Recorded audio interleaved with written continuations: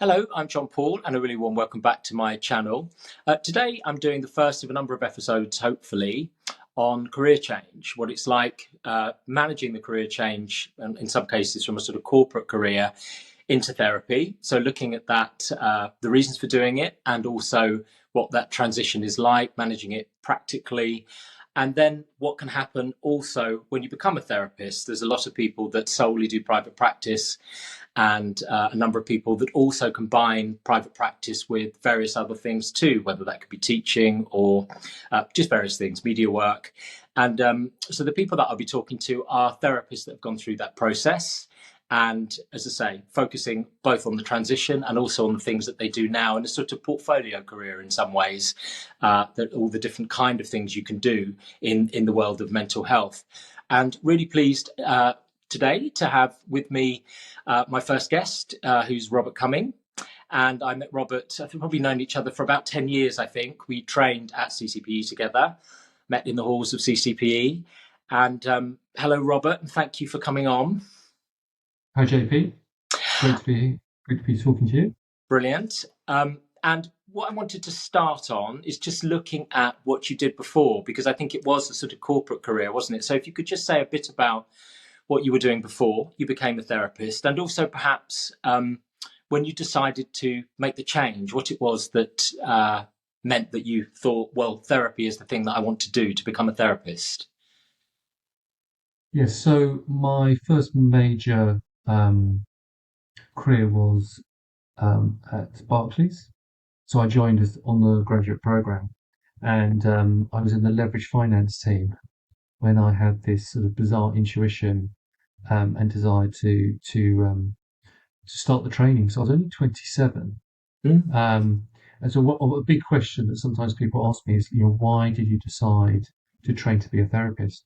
And to be honest, the honest answer really is I do feel like it was a more of a moment of intuition where I was in this big company. I was quite enjoying actually the leverage finance work. There's something about the office culture. And there was a desire, I think, just to have increased sort of freedom and maybe a sense of adventure that I felt that I hadn't really connected to. I'd gone straight from university to working quite hard, and there was something about engaging on psychotherapy training that just felt um, exciting, meeting new people, Mm-hmm. this sense of adventure without having to travel around the world. I had a lot of obligations back then. Um, so that was the first big, so that was the first big move.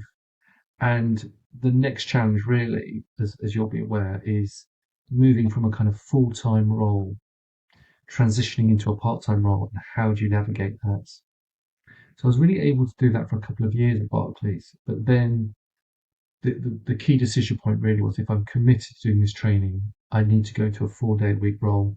Okay. And I was fortunate enough then to work at the Prince's Trust, who offered me a role 4 days a week. Mm. Okay. When you so you trained, it was at CCPE, obviously. Did you do a foundation year at Yeah, CCPE as well? I did the foundation year. Yes. And did you envisage? I mean, when you started in the foundation year, did you know you wanted to be a therapist, or was it just doing a foundation year because you were interested in it? Or I was interested, and I remember really quite quickly feeling like I was on a bit of a mission um, to take the training quite seriously. I probably looking back now, with 15 years hindsight, I think probably what I was looking for was to be my own boss. Mhm. I think being part of a huge organization um, and that sense of everyone aspiring to be in some sort of middle management position in corporate banking, that's probably what I was trying. I was probably looking for something, but I wasn't quite sure what it was. And there was a sense of this sort of this world that I was learning about, and the sense of working for yourself. And I think that was very, very attractive. Mhm. But I didn't quite know where it was going to lead. Okay. And sorry, so you said during the training you were working for the Prince's Trust at that point, so you were able to go 4 days a week, which meant you could sort of fulfil the course commitments as far as placements and that kind of thing on that fifth day. Yeah, and I think that's a key challenge that trainees have, probably at year one, certainly year two. I think there is that moment where you need to commit to, you can't do it all. And I think Hmm. we both know people where you're trying to do it all, but the danger then is you impact the quality of the experience of your training. Yeah. So I think there is that need to create some space. Um, and fortunately, the Prince's Trust offered me a role of running the business program in London. So it's quite interesting, and I was running a team, and I went from corporate banking in suits to a bit more relaxed atmosphere. Hmm. So that was actually quite a nice experience. I really enjoyed that. Okay. So you were doing the evening course at CCPE, the weekends, and that kind of thing.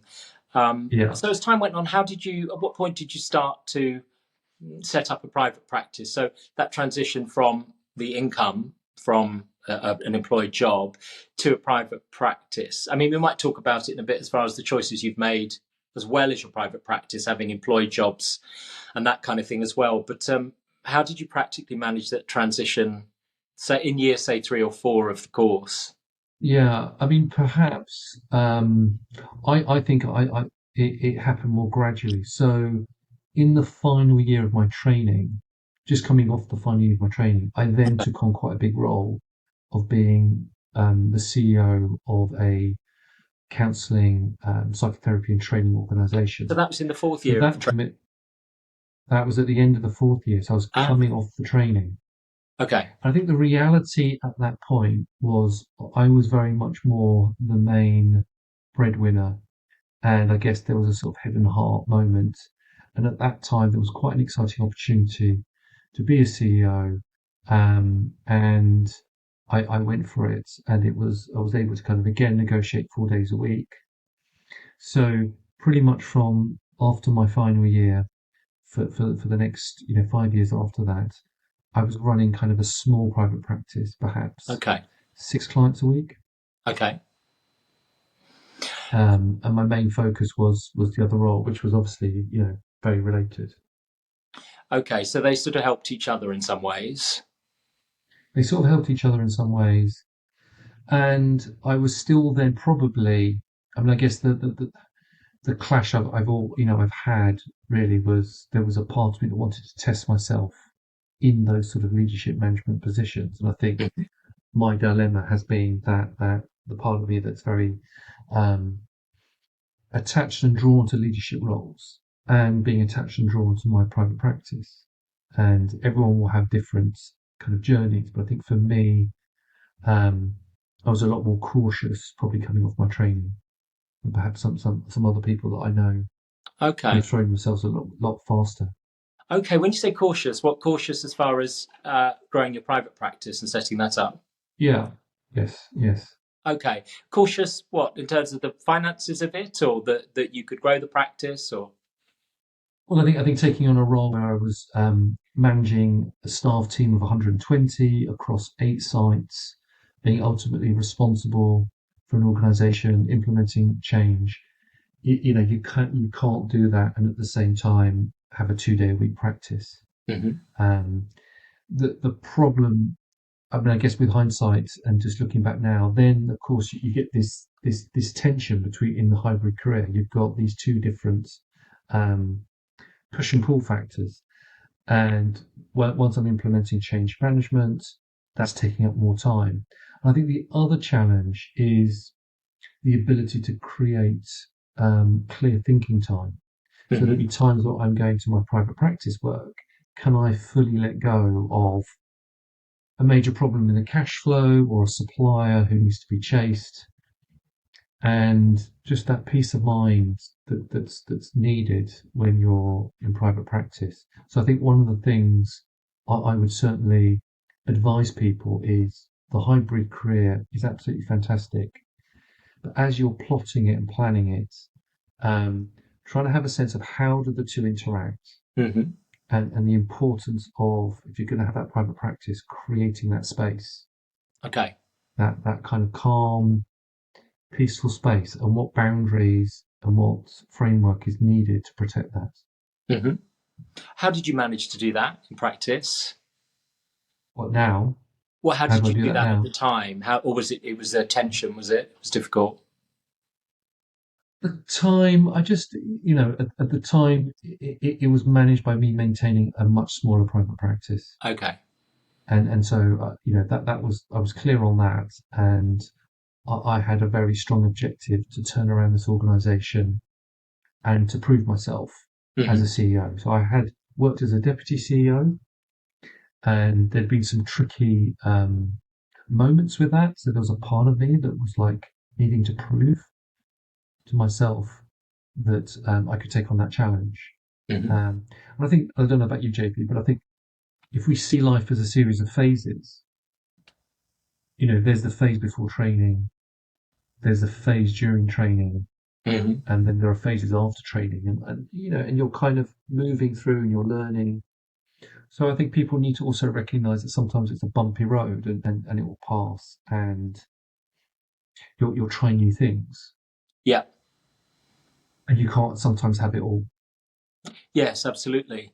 Um, and I think as far as trying new things as well, isn't it? Which we'll come on to. Well, we're talking about it already in a hybrid role, really. But a lot of people have that sort of traditional idea of a therapist as being solely in private practice, actually. But there are, Yeah, whether that's employed roles, as I say, media work, writing, teaching, all sorts of things. And I mean, we'll come on to your work in the school with the School of Life as well in a minute. But that's one thing which is exciting about it, isn't it? I think there are lots of opportunities for I suppose, developing lots of different skills and growing and developing over the years as well. And those things can change over time, even within therapy. You can go to trained couples counsellor, family therapist, child and adolescent, all sorts of things. So lots of opportunities. Just going back to so you had 6 clients at that stage, combined with the yeah. CEO role. How a lot of people who do contact me ask about getting clients, and how did you do that during that period?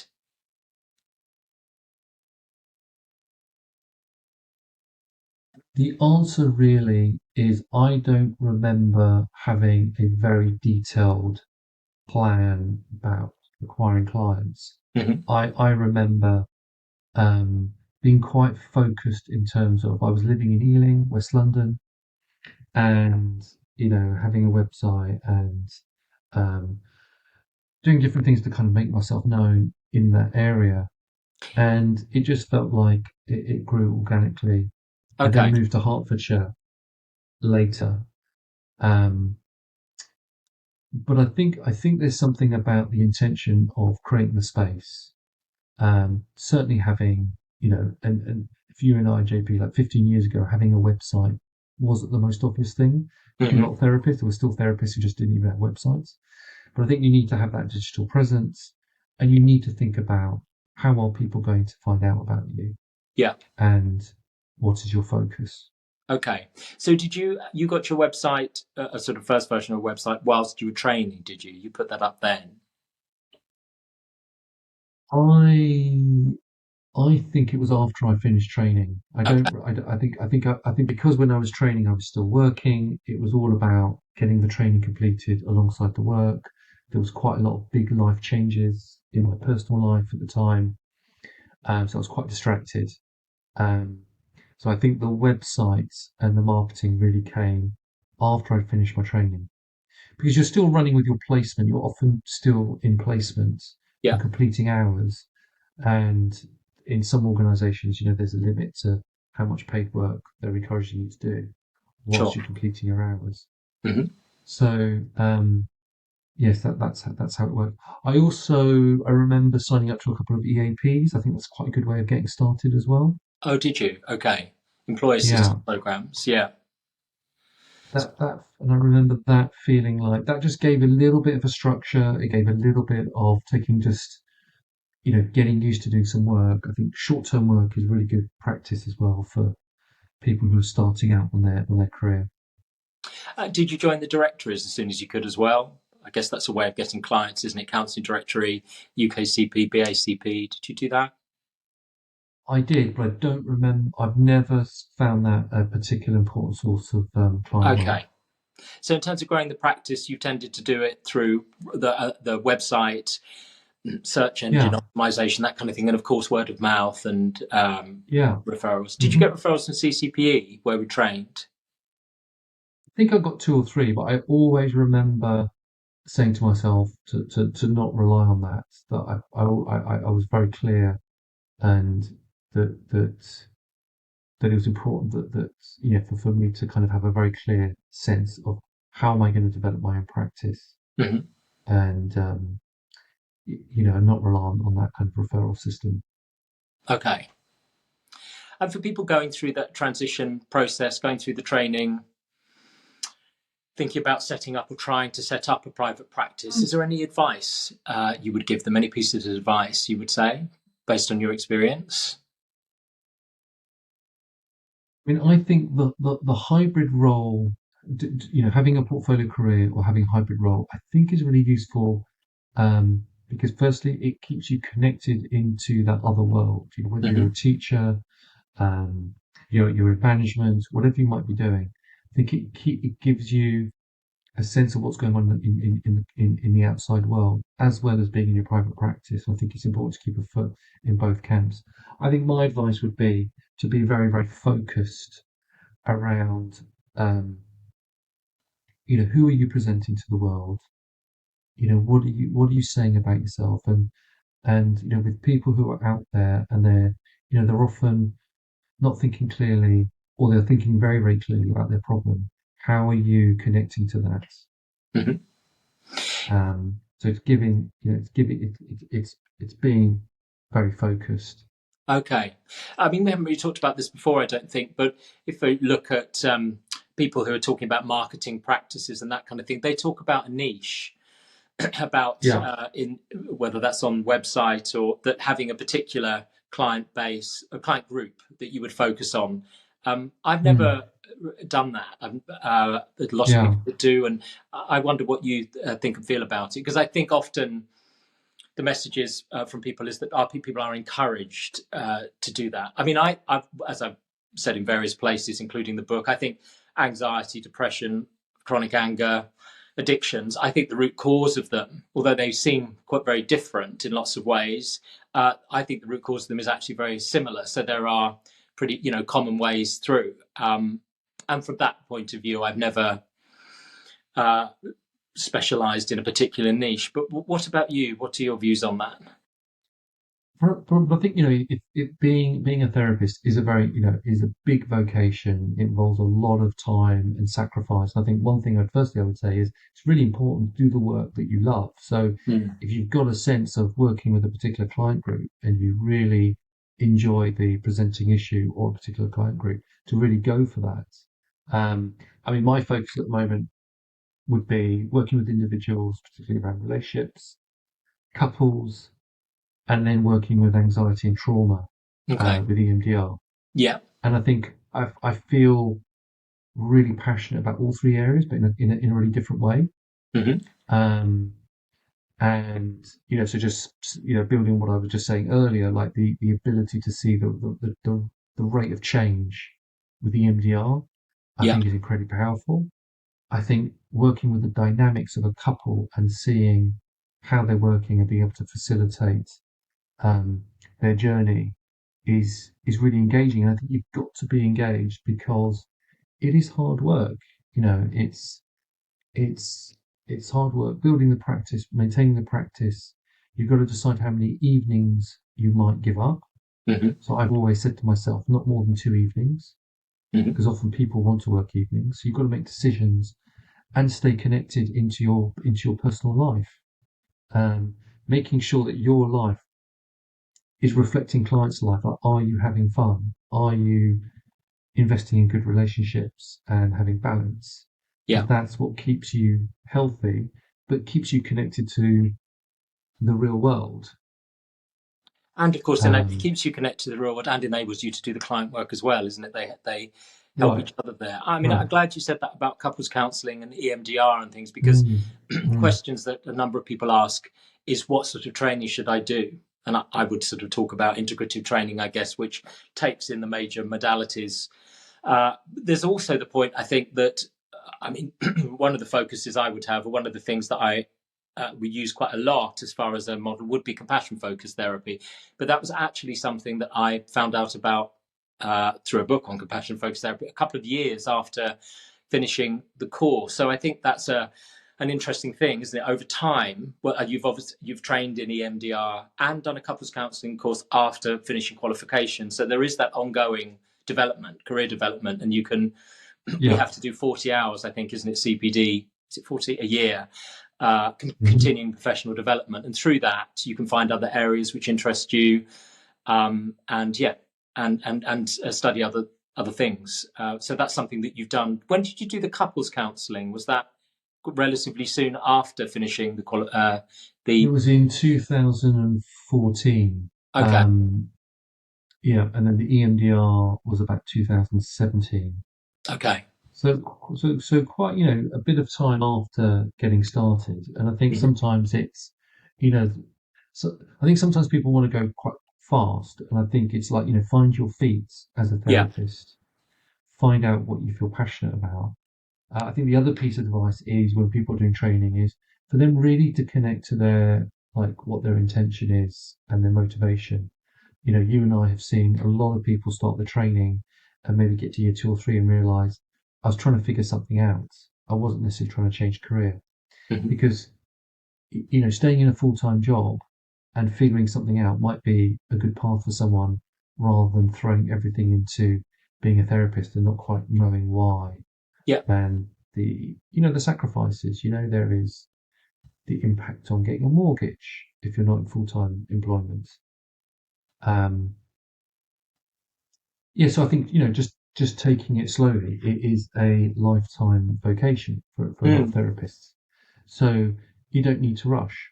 Um, Absolutely, and I think often for people the rush can be an income thing, can't it? Also, yeah, depending on careers, perhaps mm, people that have come through mm, more corporate careers like things to happen quite quickly, very driven. But there is a reason why part-time psychotherapy courses for UKCP, for example, are part-time over 4 years, isn't it? People, I think you do a counselling qualification sooner, but as you say, I think it is important. There's a reason why it's over a period of time, just in terms yeah, of the personal development and those things as well. But is there any? Do you have any? Might sound like a funny question, but any regrets at all? I mean, if you sort of compare life now to then, is there anything you miss? I think the actual process of training does change your life quite a bit, Hmm. and you go through a lot of personal changes, and I don't think people are fully aware of the impact it might have to do a training. I wouldn't call it a regret, but I think there is a lot of personal transformation. Hmm. Um, that there is I think it's useful to feel connected to the life that if you hadn't done the training and you'd stayed in a full-time career in the city, you would have had a different life. But I think for me, I feel so passionate about the work that the reality is, if it came to the crunch in a job, someone's said, you need to do 5 days a week, 4 days a week. I'm really clear over the last 5 years that the private practice for me is defined at least 2 days a week now, Hmm. and everything else revolves around that. Okay. And that's quite an empowering place to get to. I think the other thing I'd say about the hybrid job is that feeling of being, if you are in a hybrid job and you're in your non-private practice role, that feeling of, well, if this doesn't go according to plan, I can always fall back on my private practice. Hmm. And I think I've always felt that sense of freedom and empowerment. I found that very, very comforting. Okay. Just from a practical point of view, so going from the CEO role of for the counselling service, Yeah. it was Hmm. counselling service. It was training, wasn't it? They provided training too. So how did you move? Can you just from that, so 6 clients a week to then 2 days? And I know the role that you're doing now within the School of Life. If you could say a bit about that too and where things are now, Yeah. So and so also so perhaps similar. Mm, what you might want for the future, if there are any plans for the future. mm, yeah. So I mean, there are moments where I can see myself taking quite big risks. So I'd been 9 years as CEO of the Counselling Foundation, and I really enjoyed that time. And I guess I had met that aim. I had some goals about myself in leadership, and I'd met some of those goals. And I think I got to the point where I realised I can't get my private practice to grow from this place. And There are certain responsibilities that are never going to go away as CEO.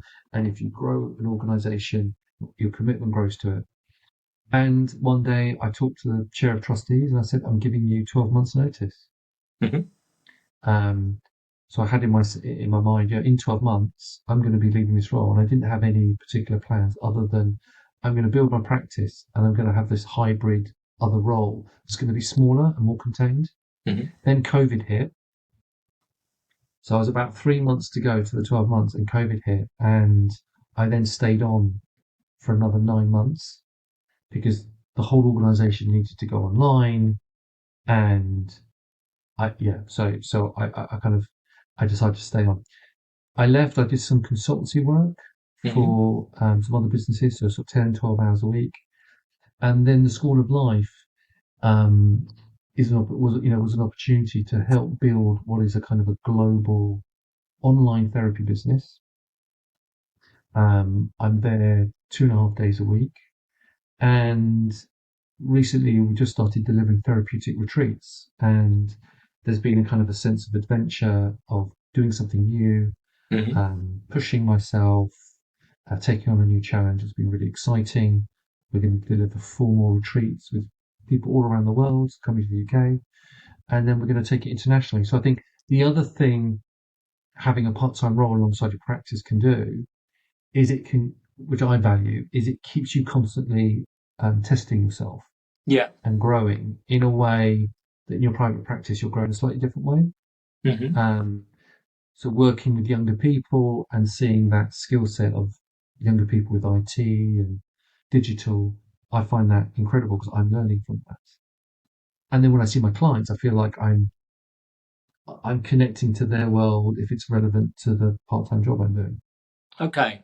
So do the two help each other? Do they? Would you say they feed into each other? They feed into each other, yes. I mean, my immediate thought there is it works a lot better in terms of containment. So 2.5 days, 2.5 days just feels a lot more contained. Sure. Um, Focus is very, very clear.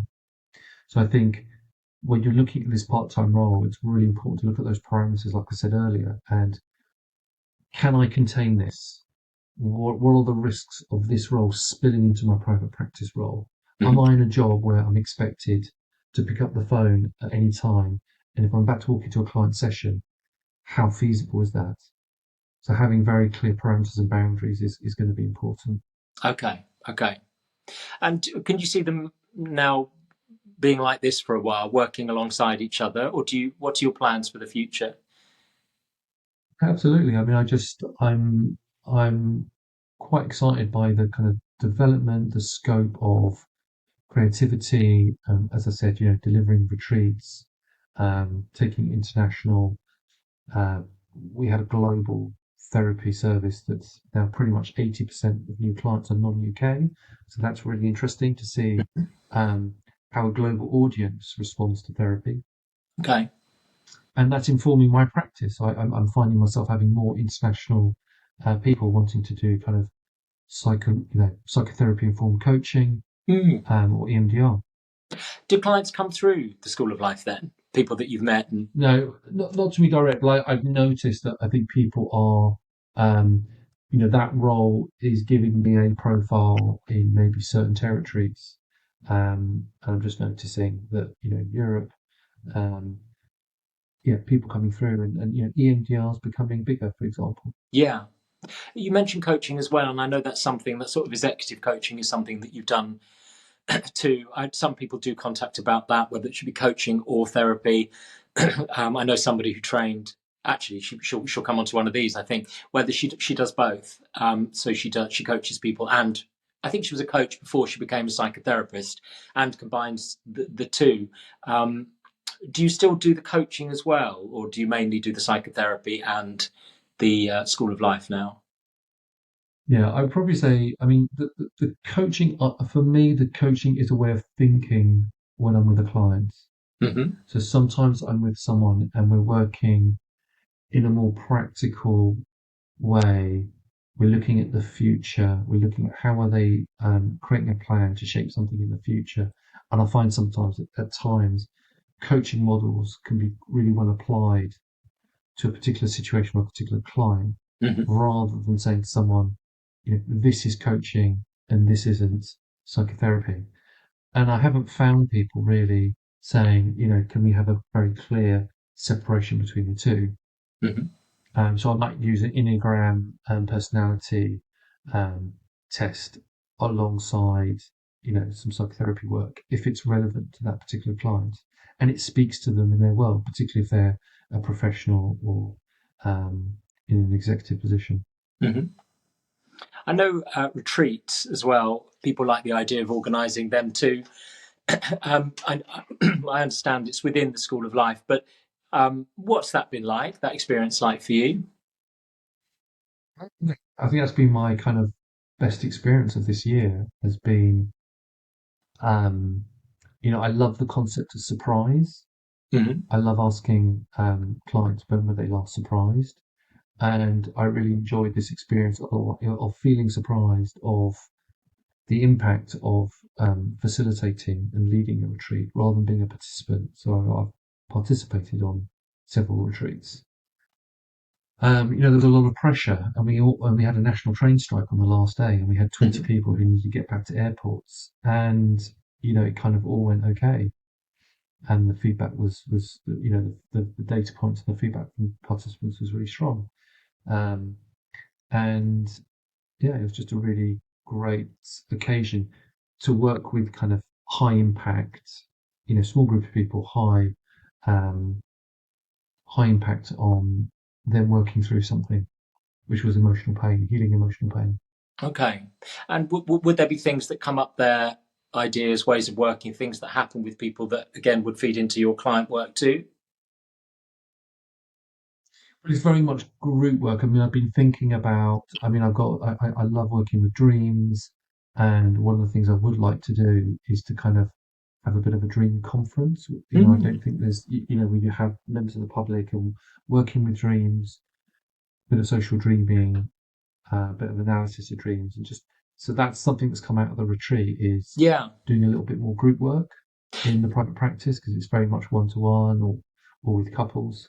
So that's something I'm Okay. thinking about for later in the year. Because again, I think your dream work. I mean, it was on our course at CCPE. That was a part of it, wasn't it? Very much part of the training. But you've also Yeah, continued in a group outside of it. Again, if you're looking at that's right. continuing Yeah, professional development, so I guess it's another way that you can continue to grow things that you are particularly interested in, which of itself as well helps clients and the client work too. But dreams is something you're interested in and would use quite a lot. dreams as a vehicle for people better understanding themselves, maybe accessing intuition. So with the EMDR training and kind of the right brain, left brain, it's a way of stepping out of our analytical, quite linear way of thinking and kind of diving into something which can allow people to explore their creativity, their intuition. Mm-hmm. And, I kind of find it quite fun. Mm. Sounds great. Yeah. Yeah. And I Um, think, as you know, JP, when you're in a long-term career as a therapist, it's like, how do you keep things fresh? How do yeah, you challenge yourself to be like, go with interests and not get stale? Um, I think that's important to connect to. yeah, and it's going to look different for everybody, isn't it? And I think the important thing is as well that there are so many different ways in which people can do that. If you're just looking at modalities, I saw counselling director have added another 15 or 20 different modalities to their Really. list that people can Mm. tick. Some of them I haven't even heard of, but I think that's a great thing about the career as well, and about the Yeah. industry generally, isn't it? But Yeah. yes, I mean, thank you so much for all of that. It's been so interesting. I think so helpful for people, I'm sure. I mean, would you have any? It may have been within what you've said, but any advice generally for people coming into the career? Anything that you would say to somebody? Well, one is clarity around the motivation. Hmm. It's great to do a psychotherapy training. You don't necessarily have to become a psychotherapist afterwards. Yeah. Connecting to that. I think, having a focus, Hmm. so really understanding who you are and what you're putting out to the world. And I think the big concept that I quite like promoting and letting people know is keep investing in friendships. I Mm. think the value of friendship sometimes can be underrated. I think as a therapist when you're very much one-to-one, Yeah.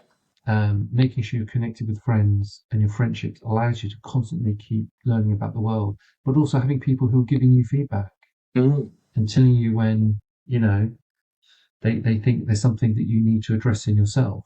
Mm. Um, you know, because it can be quite an isolating world. Make sure you still stay connected with the wider world at all Yeah. times, and that you're living you're living the life that your clients are trying to, you're living and dealing with the problems in your life that your clients are striving to solve.